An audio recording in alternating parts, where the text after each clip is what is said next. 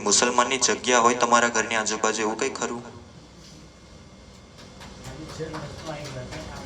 તમને કદાચ કોઈ વાર એવો વિચાર પણ આવે કે આત્મહત્યા કરી દેવી છે, એવા વિચાર કોઈ દિવસ આવ્યા છે આજ લગીને? માતાજી એવું છે કે મારે ઘણી ફેર આવે ઊંઘમાં હોય ને તો પછી શું થાય, એટલી બધી કોઈ તમારું ગળું દબાવવાનો પ્રયત્ન કરતું હોય, કોઈ છાતી પર ચડી જાય, આવા કેટલા અનુભવ થતા હોય તમને? કોઈ સફેદ કપડામાં તમને કોઈ અનુભવ કરાવે, જે તમારા છાતી પર બેસી જાય ને, તમને તમે કંઈ બોલતા હોય ને તો પણ અવાજ ના નીકળે, કોઈને સંભળાય પણ નહીં આજુબાજુ હોય ને તો? રામ માળી રામ. હું અરાદ ગામનો રહેવાસી છું, પૂનમભાઈ સોમાભાઈ. મારી કુળદેવી હર્ષદી માં છે અને હું અત્યારે આવ્યો છું. મારા બંને દીકરા છે,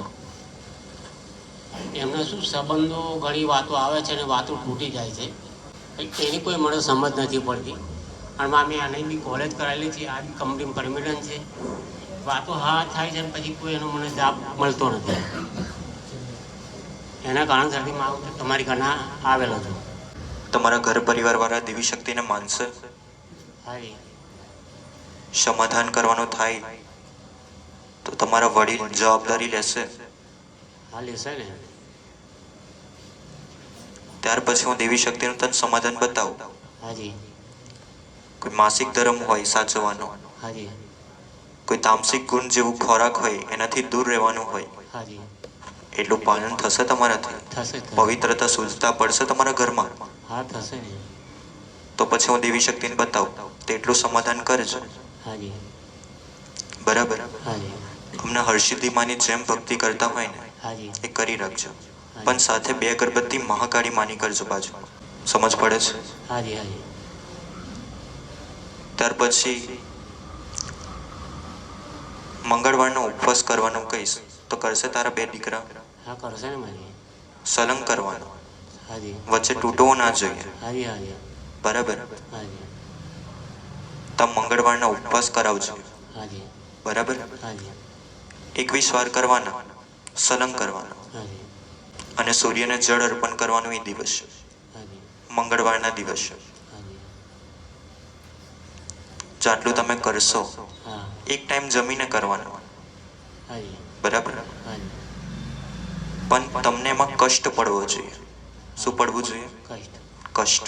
હાજી. એવા ઉપવાસ કરજો. હાજી. તો ધીમે ધીમે તમને મંગળ ગ્રહનું તમે જેમ જેમ કરશો ને હાજી. એમ એમ તમારા જીવનમાં પરિવર્તન થશે. હાજી. ત્યાર લગીને માત્ર ખાલી પશુ પક્ષી હોય ને હાજી. તેમના નામ પર પુણ્ય કરજો. હાજી. એમને જળ અર્પણ કરવાનું, ખોરાક અર્પણ કરવાનું. હાજી. આટલું જેમ જેમ તમે પાલન કરશો, હાજી. તમારી કુલદેવીના નામ પર કરજો. હાજી. મેં જે મહાકાળીમાં બતાવી એના નામ ઉપર કરજો. હા. અને આ મંગળ ગ્રહ, મંગળ દેવ કહેવાય ને, હા. એમના નામ ઉપર કરજો. તો ત્યાંથી ધીમે ધીમે પરિવર્તન થશે. હાજી. હવે છે ને થોડું સમજીને હું જે તને કહેવા જાઉં ને એ બરાબર સમજજે, પછી મને તું એનો જવાબ આપજે. બરાબર? તમારી જગ્યા ઉપર કોઈ એવા મુસલમાન દેવ એવું કંઈ ખરું? કોઈ મુસલમાનની જગ્યા હોય તમારા ઘરની આજુબાજુ, એવું કંઈ ખરું?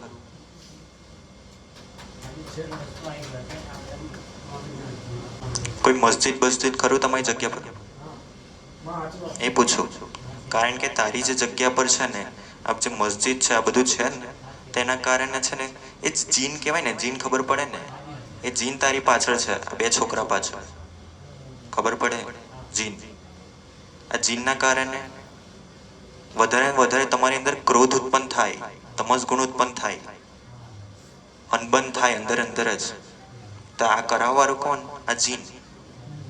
આ જીનનું સમાધાન નહીં કરો ત્યાં લગીને આ તમને દેવી શક્તિનું સમાધાન નહીં થવા દે. અને તમે જે એવી જગ્યા ઉપર રહો ને એના કારણે તમે દુઃખી. કારણ કે એવી કેટલી વાર તમે એવી જગ્યા ઉપરથી આવતા જતા રહેતા હોય, તો એના કારણે આ દેવી શક્તિ એનું સમાધાન કરવું પડે. મીઠું કોને વધારે ભાવે તમારા ઘરમાં?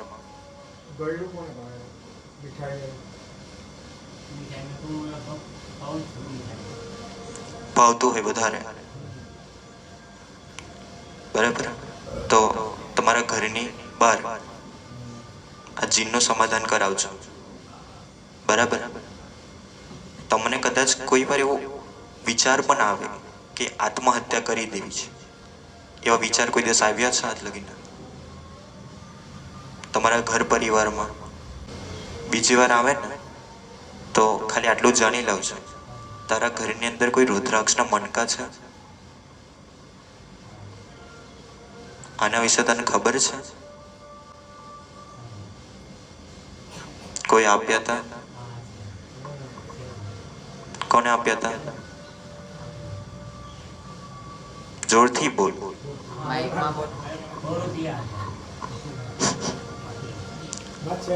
રુદ્રાક્ષ. આ રુદ્રાક્ષ છે. ભલે, હવે આનું સમાધાન કરજો તમે. બરાબર? રુદ્રાક્ષના મણકાનું હા ઘરની બહાર લઈ લેવા. રુદ્રાક્ષના મણકા 2 અગરબત્તી તેમ અઘોરી મહારાજના નામ પર કરજો. હાજી. ભલે. ને માધવી આ પેલું જીનનું કઈ રીતે કરવાનું? જીનનું માત્ર હમણાં ખાલી નિવેદ જમાડો. જ્યારે એનું સમાધાન બતાવીશ ને હા ત્યારે પછી એને મૂકવા જવાનું થશે ત્યારે હું તને બતાવીશ. અને તમારા સ્વપ્નમાં કદાચ એવા સફેદ કપડાં પહેરીને કોઈ આવે ને હા તેવું માનવાનું કે કોઈ આવા જીન છે જગ્યાના. બરાબર? કોઈ સફેદ કપડામાં તમને કોઈ અનુભવ કરાવે તો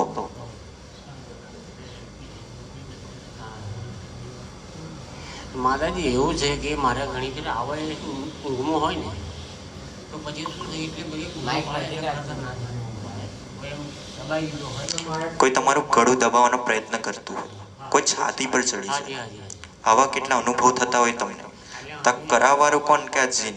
હા આ જીન છે જે તમારા છાતી પર બેસી જાય ને. તમને તમે કે બોલતા હોય ને તો પણ અવાજ ના નીકળે, કોઈને સંભળાય પણ નહીં આજુબાજુ હોય ને તો આ જીન છે.